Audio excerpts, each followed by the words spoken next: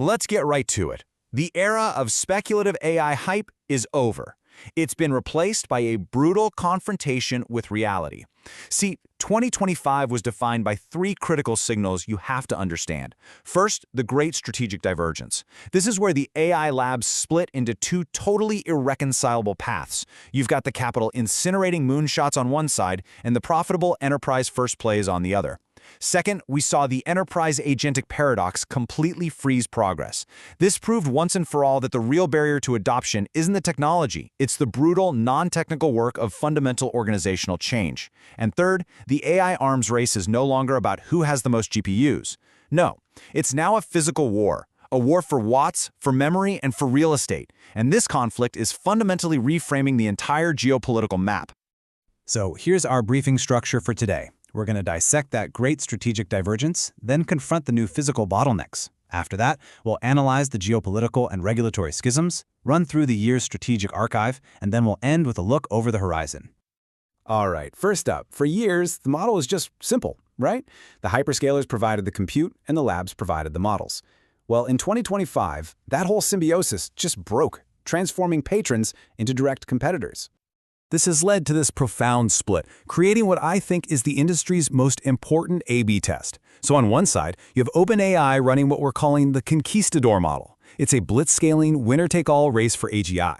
But on the other side, you've got Anthropic, and they're executing a classic enterprise SaaS strategy. Capital light, profit-focused, and aimed squarely at high-margin corporate clients. And, the financial data really tells the story here. OpenAI's conquistador model, it's on a path to burn nearly $74 billion. That is a multi-trillion-dollar or bust bet on achieving artificial general intelligence. Now, in a direct countermove, Anthropic is going vertical. They're investing $50 billion to build their own data centers. Make no mistake, this is a strategic declaration of independence, and it's designed to reclaim the massive cloud margins it was paying out to its former patrons. But the final crack in that old model, it came from Microsoft itself. This public declaration signals that Microsoft is no longer just OpenAI's primary funder. It is now its primary competitor. The game has completely changed. Okay, let's move on to the second major theme, this collision between digital ambition and, physical reality. 2025 was hyped as the year of the agent, but the data reveals what we're calling the Agentic Paradox. It's this massive gap between widespread experimentation and almost zero value capture. I mean, look at this. While nearly every company's experimenting, a tiny 6% are seeing real impact. For the other 94%, it's just the year of the stalled pilot. Now, what's really interesting about this slide is it clarifies the problem. The moat isn't access to models. Those are being commoditized at a shocking rate. No, the real bottleneck is the unglamorous, non-technical, and frankly brutal work of redesigning core business workflows and processes from the ground up. At the very same time, this unprecedented capital expenditure on infrastructure, we're talking over $400 billion in climbing, has revealed a whole new set of physical, not digital constraints.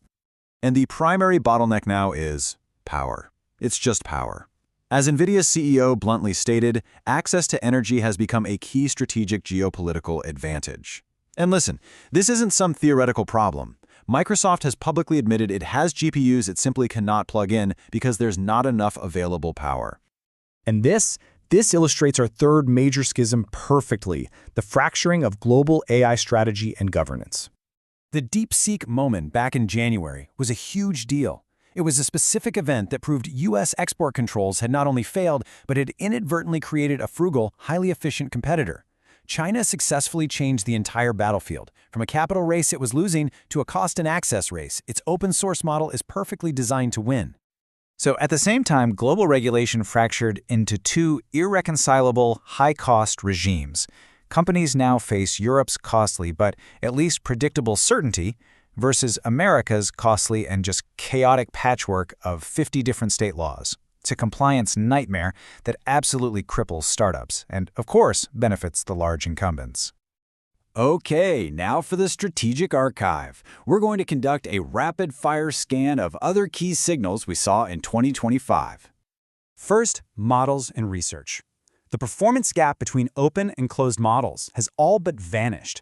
This confirms the commoditization thesis, and it forces closed model vendors to justify their high API costs with something other than raw capability, things like ecosystem integration and enterprise-grade reliability.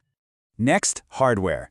In a major crack to NVIDIA's monopoly, a frontier lab structurally diversified its supply chain for the very first time.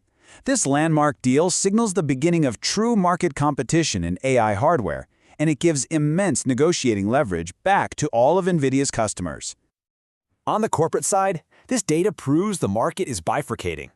You have a tiny fraction of leaders who are actually redesigning their workflows for impact, and then there's this vast majority of laggards just accumulating AI pilot debt with literally nothing to show for it.